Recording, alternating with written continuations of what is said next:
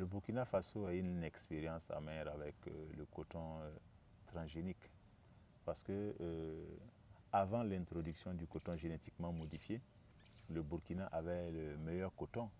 Nous avions une très grande production et d'ailleurs nous étions classés pratiquement parmi les premiers producteurs de coton au niveau sous-régional. Et le coton burkinabé était prisé au niveau international. Mais lorsque Monsanto a introduit sa variété de coton, alors il s'est trouvé que cela a créé des problèmes. Et parmi les problèmes, il faut citer le fait que ce coton n'avait plus de rendement. Ce coton a connu une résistance. Les graines de coton coûtaient pratiquement plus de 800 fois plus cher que les grains de coton que les paysans utilisaient au départ. Alors la conséquence est qu'à la fin, les paysans avaient un coton génétiquement modifié qui ne donnait pas beaucoup au rendement comme on l'a dit, qui n'avait pas de marché, donc qui perdait économiquement, plus grave, qui avait connu la résistance et finalement Monsanto qui avait annoncé qu'on n'allait plus traiter ce coton avec les produits phytosanitaires, ce coton connaissait à la fin des traitements comme le coton conventionnel. Et l'interprofession de coton a jugé nécessaire d'arrêter cette production.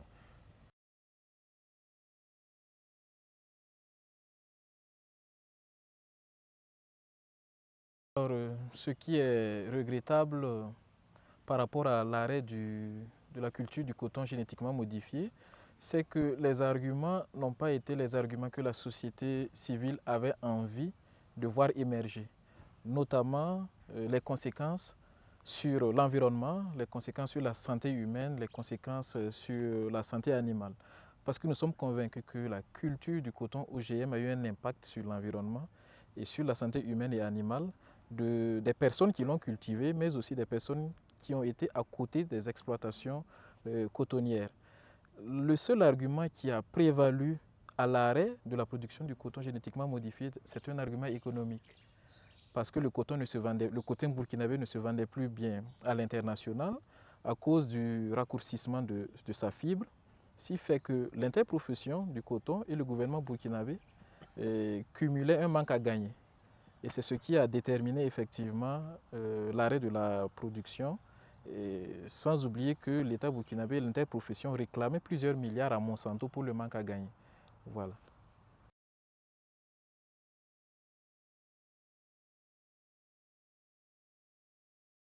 La société civile avait demandé une étude d'impact environnemental de l'implémentation du coton génétiquement modifié chez nous. Parce que génétiquement, on sait qu'avec les OGM, il n'y a pas de barrière d'espèces et que la probabilité qu'il ait eu pollution génétique avec des espèces apparentées au cotonnier burkinabé était possible. Mais on n'a pas jusqu'à aujourd'hui cette étude d'impact environnemental-là qui vient nous rassurer qu'il n'y a pas eu pollution génétique entre le gène, c'était le Bolgar 1, ensuite le Bolgar 2 que Monsanto avait introduit dans le cotonnier burkinabé et des espèces apparentées que nous avions chez nous comme produit de consommation des communautés. Ensuite, on n'a pas une étude impact ou plutôt des analyses qui montrent que l'huile qui était issue de ce coton que nous consommions ne contenait pas certaines toxines. Nous n'avons pas, en tout cas, des preuves scientifiques que l'huile qui était issue de ce coton génétiquement modifié ne contenait pas des toxines qui ont pu créer de probables maladies.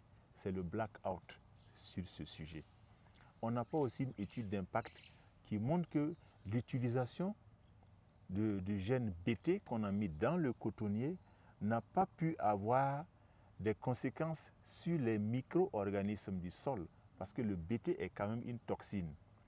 On n'a pas pu savoir, est-ce qu'avec, par exemple, le ruissellement des eaux, ça n'a pas pu transporter ces micro-quantités de BT en macro-quantités qui ont pu s'infiltrer dans les nappes et créer une certaine pollution hydrique.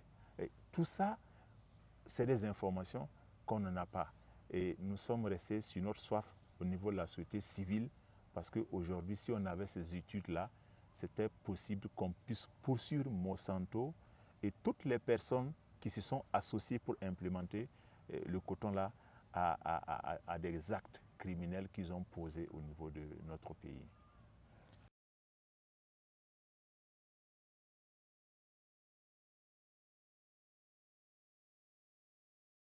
Nous n'avons effectivement pas ces données scientifiques pour sous-tendre ce qui pourrait être nos convictions, mais l'observation empirique laisse quand même observer que dans certaines zones de culture, les tourteaux issus de la transformation des graines que les animaux consomment, ces tourteaux ont amené dans certaines zones à la mort de certains animaux.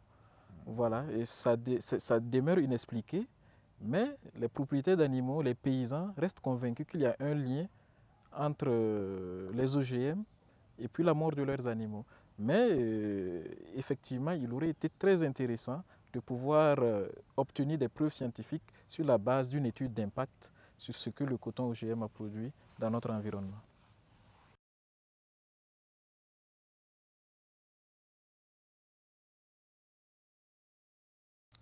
Oui, aujourd'hui au Burkina, il n'y a pas de culture de coton génétiquement modifié. L'interprofession, le gouvernement, ils ont tout purement et simplement suspendu la production du coton génétiquement modifié. Ce qui veut dire que la société civile avait raison lorsqu'ils avaient déjà dit que ce coton va plus créer de problèmes que de solutions.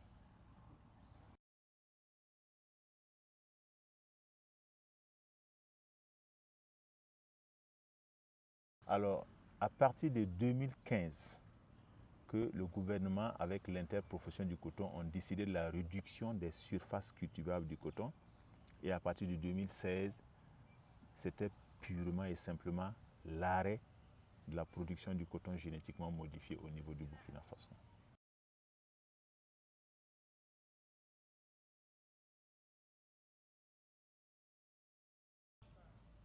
Oui, mais effectivement, le génie génétique est revenu, pas seulement avec Target Malaria même. Il y a la coton du Niébé, génétiquement modifié, que nous connaissons au Burkina, qui est en phase d'essai en milieu confiné. C'est une légumineuse qui est actuellement implémentée au niveau de la recherche.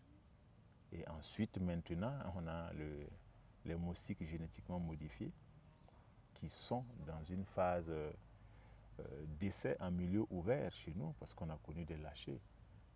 Voilà, la première phase a eu lieu et ils veulent actuellement rentrer dans la deuxième phase.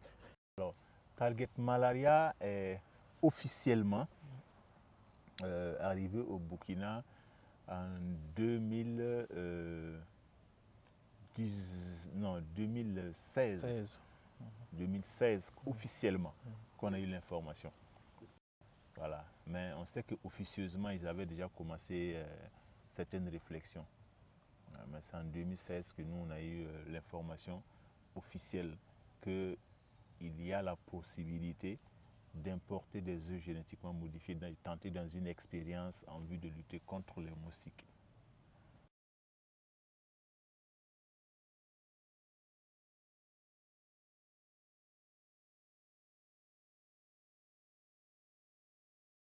Oui, Target Malaria est venu au Burkina Faso avec la promesse de lutter contre le paludisme.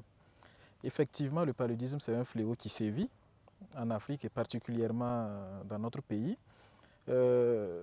Donc c'est la promesse effectivement de lutter contre le palu qui tue beaucoup de gens annuellement. Mais ce qui est quand même un peu probable ou un peu improbable, c'est qu'à la base, nous avons des expérimentations assez intéressantes en matière de lutte contre le palu. Il y a des plantes comme l'artémésia qui fonctionnent assez bien. Et il y a aussi que des chercheurs burkinabés sont en train de travailler sur un vaccin du palu. Et l'expérience est très avancée parce que nous avons même un candidat vaccin qui est en train d'être validé au niveau des instances internationales. Donc, l'un des arguments que nous avons aussi opposé à Target Malaria, c'est de leur demander, mais si on a autant de fonds, pour engager des recherches sur le faussage génétique. Et si la raison avancée, c'est la lutte contre le palu, pourquoi ne pas l'injecter pour pouvoir pousser assez rapidement les expérimentations en termes de vaccins?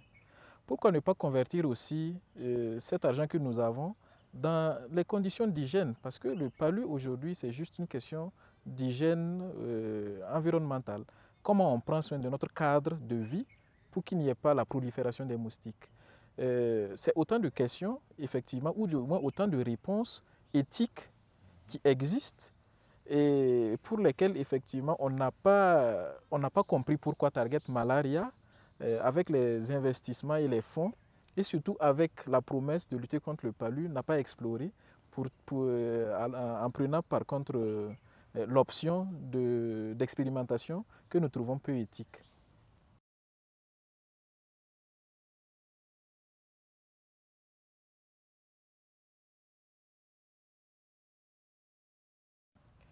Il faut dire que ce que Target Malaria fait au Burkina Faso, ce n'est rien d'autre que de les fausses promesses.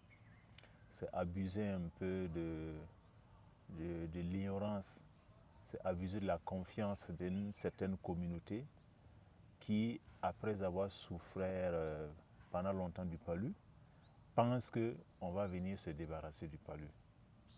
Target Malaria utilise plutôt un discours de mensonge. Target Malaria utiliserait, même si on n'a pas de preuves, le trafic d'influence à travers les chefs de certaines communautés pour l'acceptabilité de leur projet. En réalité, il n'y a pas de véritable consentement libre et éclairé des communautés. Parce que nous sommes allés sur le terrain, on a échangé avec les communautés, et c'est là que vous vous rendez compte qu'il n'y a que certains leaders de communautés qui ont le droit de parler. Mais si vous voulez parler avec les autres, on vous empêche. Et lorsque même ces leaders ont vu que nous allons certainement dire des choses qui ne vont pas plaire à la communauté de base, les communautés ont été abusées. Et quand nous avons échangé avec certaines des communautés et qu'ils ont commencé à comprendre que c'est pas Target Malaria n'a pas réellement un objectif tel qu'on leur a dit de lutter contre le palu, alors le Target Malaria a incité certains membres, surtout les leaders de la communauté, à nous empêcher de venir dans ces villages. Nous sommes allés pour échanger avec les communautés pour comprendre. Nous avons été menacés de mort, on a menacé de brûler nos véhicules si on ne quitte pas le village. Alors, s'il n'y avait rien à cacher, pourquoi nous empêche d'échanger avec les communautés?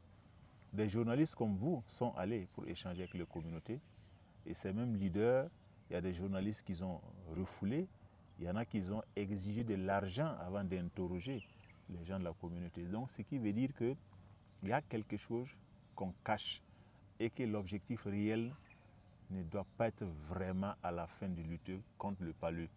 Sinon, on n'allait pas empêcher les communautés de s'exprimer.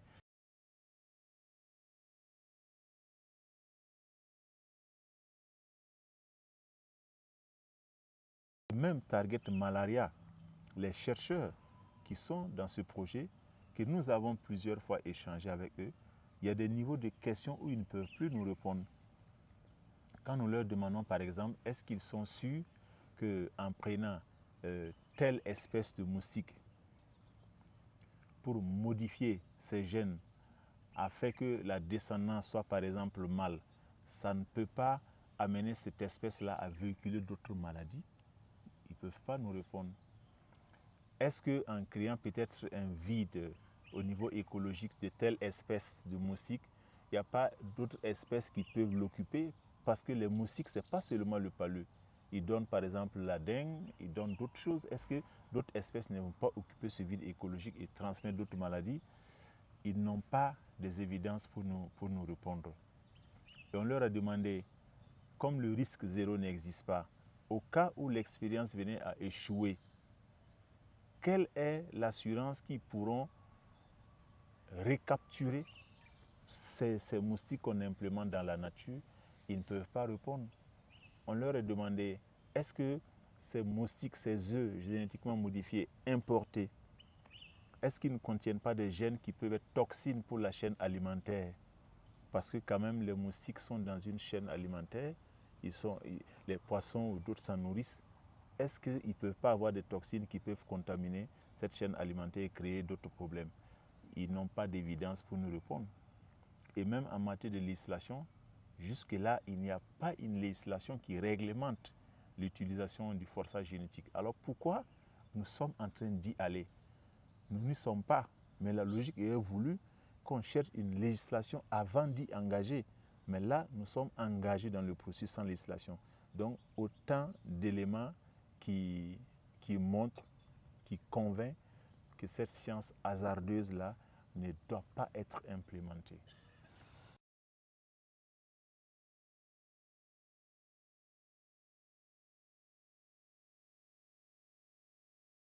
Nous avons effectivement une impression de déjà-vu avec l'expérience des moustiques génétiquement modifiés. Effectivement, le forçage génétique, qui est le but ultime de Target Malaria, actuellement n'est pas encadré juridiquement dans notre pays. Et nous nous rappelons que quand le coton génétiquement modifié arrivait au Burkina Faso, c'était en l'absence de tout cadre génétique, de tout cadre législatif, juridique. Donc nous avons l'impression que c'est la même chose qui se répète. Et parlant du principe de précaution, il donnait tantôt tout ce que nous avons posé comme inquiétude et qui ne trouve pas réponse actuellement auprès des acteurs qui engagent cette expérimentation. Mais quelque chose de fondamental aussi, c'est la question du consentement éclairé et libre des communautés au sein desquelles l'expérimentation est menée. Alors, pour que quelqu'un donne son consentement libre et éclairé, il faut que la personne d'abord puisse comprendre les enjeux de ce qu'il y a comme situation. Aujourd'hui, il y a de la difficulté, nous sommes sûrs qu'il y a de la difficulté d'expliquer en langage simple et en langue nationale ce que c'est que le forçage génétique aux communautés au sein desquelles ces expérimentations sont en train d'être conduites. Comment on leur explique ce phénomène-là, ce processus, dans un langage qu'ils puissent comprendre et avant de donner leur consentement libre et éclairé. Donc nous sommes sûrs que les choses sont escamotées. On explique de façon générale ce qu'on est en train de faire comme travail. Et bien entendu, si la personne ne comprend pas les enjeux, il va de soi qu'elle ne saisisse pas effectivement ce qu'elle encourt comme danger. Donc ça, c'est un point fondamental. L'autre chose, c'est que nous nous disons que consentement ne devrait pas seulement être confiné au niveau des communautés au sein desquelles les expérimentations sont en train d'être menées. Et pour le cas du Burkina Faso, il y a 3 villages au sein desquels Target Malaria travaille, dans l'ouest du Burkina Faso. C'est le village de Bana, c'est le village de Pala, c'est le village de Sourkudigan.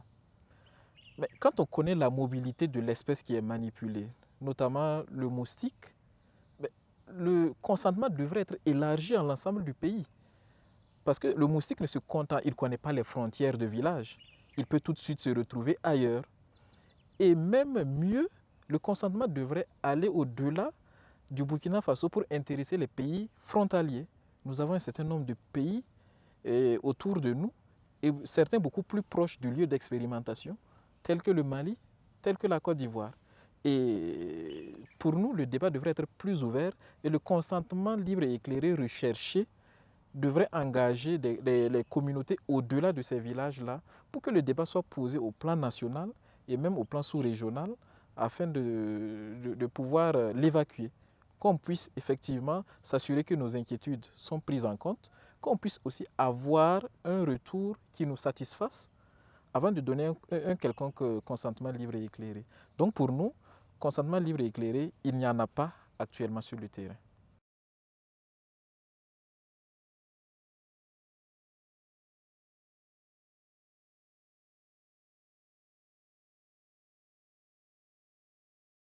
Oui, nous avons effectivement visité les villages au sein desquels l'expérimentation est en train d'être conduite. Et dans l'un des villages, nous avons pu nous entretenir avec des jeunes à qui Target Malaria propose de se prêter à un jeu de capture ou de recapture de moustiques. Cela consiste effectivement à s'exposer à la piqûre de moustiques pendant au moins 6 heures au cours de la journée, et moyennant 400 francs l'heure. Donc 400 francs l'heure multiplié par 6, ça fait une somme de 2400 francs CFA. Voilà. Cette expérience, ou du moins ce que Target Malaria est en train de faire, c'est sur la base de ce qu'ils ont appelé un consentement. Et une fois de plus, nous ne pensons pas que ça soit le cas. Et les jeunes qui voudraient bien s'engager effectivement dans cette activité-là sont amenés à signer des documents, documents dans lesquels on promet de les prendre en charge au cas où effectivement ils tomberaient malades du palu.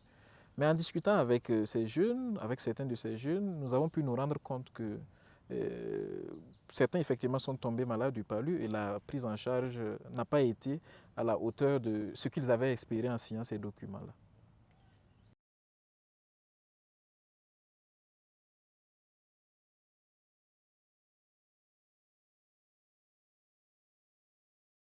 Il y a des cas de jeunes qui ont expliqué que quand ils ont eu le palu, ils sont allés à l'infirmerie. Les premiers soins, ils ont eu juste un peu d'argent pour payer les médicaments. Mais après, ils sont restés dans leur palu, ils ne pouvaient pas travailler. Ce n'est plus Target Malaria qui a payé les ordonnances. Et ces jeunes nous ont expliqué qu'ils font ça parce qu'ils n'ont pas d'argent. C'est la pauvreté qui les amène à faire ça. Et au niveau de ces communautés, il y en a qui nous ont expliqué qu'en réalité, comme on l'avait dit au départ, eux, ils ne sont pas conscients de la dangerosité de ce qui peut arriver en s'exposant par exemple à de telles pratiques. Et de toute façon, eux, ils sont déjà dans une zone où déjà les moustiques les piquent. C'est pour ça qu'ils ont accepté de se comporter de cette façon-là. Et ces communautés se sont exprimées avec nous pour dire un certain nombre de mécontentements, parce qu'ils n'étaient pas aussi contents de combien on leur donne. Ils trouvaient que c'était très peu d'argent pour le risque qu'ils prenaient, et surtout quand ils tombent malades. Et nous avons enregistré ce qu'ils ont dit, mais lorsque nous sommes partis, le chef de village qui était absent quand il est venu, il a écrit pour exiger à ce qu'on ramène toutes les vidéos, les photos, des témoignages des gens de sa communauté. Ce qui veut dire que ce chef est conscient que ce projet n'est pas fiable et que le témoignage que nous avons reçu, on peut l'utiliser dans nos arguments. Donc, une fois de plus, pour dire comment ce projet se comporte avec des communautés dans une démarche qui est réellement opaque. Et obscure.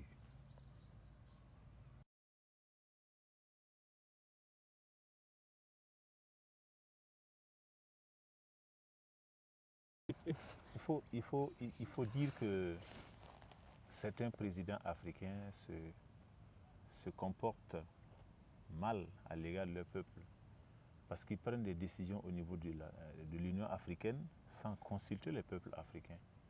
Ils prennent des décisions au niveau de CEDEAO, ce qu'on appelle en anglais ECOWAS, sans consulter les communautés africaines. Quand par exemple l'Union africaine, à travers le NEPAD, ils disent que les OGM seraient bien pour l'Afrique, ça va nourrir les Africains, que le forçage génétique va venir à bout du paludisme. Qui ils ont consulté en Afrique? Le président lui-même, quand on veut l'élire, on fait vote pour qu'il soit président. Pourquoi alors une problématique qui va concerner tout le peuple, on ne demande pas l'avis des citoyens et ils vont s'asseoir là-bas, donner leurs accords? Alors, ce qui veut dire que certains responsables du gouvernement africain, pour des actes qui n'engagent pas les communautés africaines, ils prennent des décisions qui ne sont pas les décisions de la communauté africaine. Voilà ce qu'on peut dire.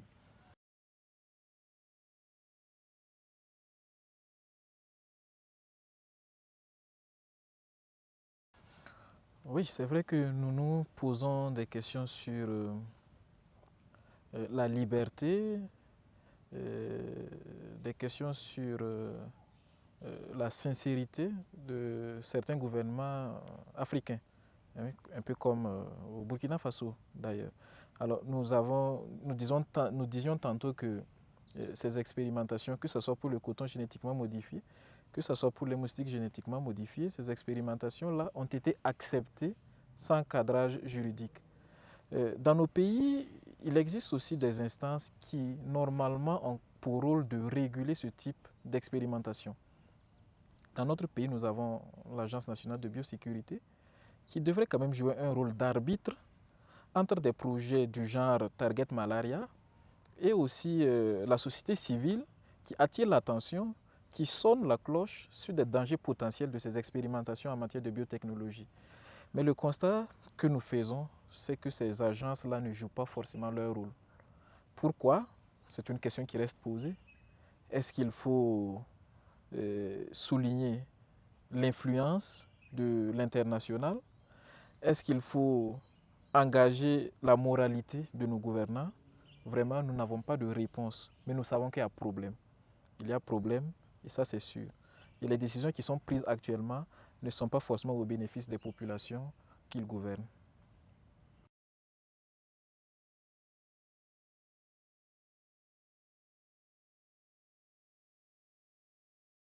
Si nous avons des choses à dire, c'est de lancer un appel au gouvernement africain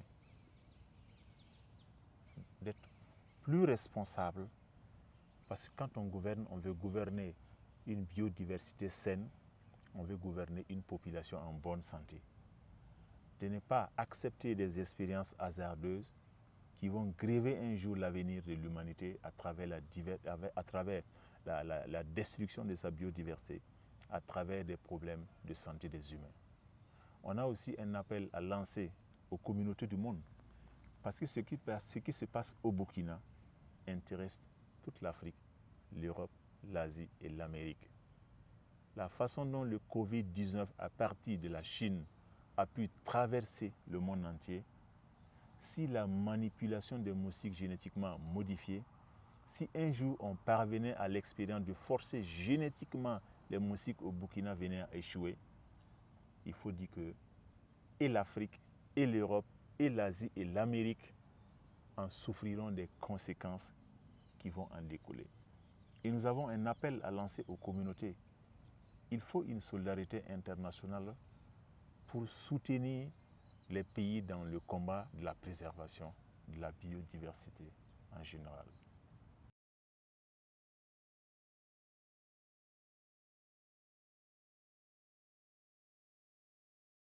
Oui, nous appelons à un moratoire sur ces expérimentations et nous n'avons pas l'impression que nous demandons des choses extraordinaires. Nous demandons tout simplement de respecter les engagements internationaux de nos pays. Le Burkina Faso est parti du protocole de Carthagène, du protocole de Nagoya, qui, qui, qui impose le principe de la précaution sur ces questions-là. Et effectivement, nous nous rendons compte aujourd'hui que nous n'avons pas une certitude ou des certitudes sur les conséquences de ces expériences qui sont engagées. Donc nous demandons tout simplement qu'on observe le principe de précaution, tout simplement.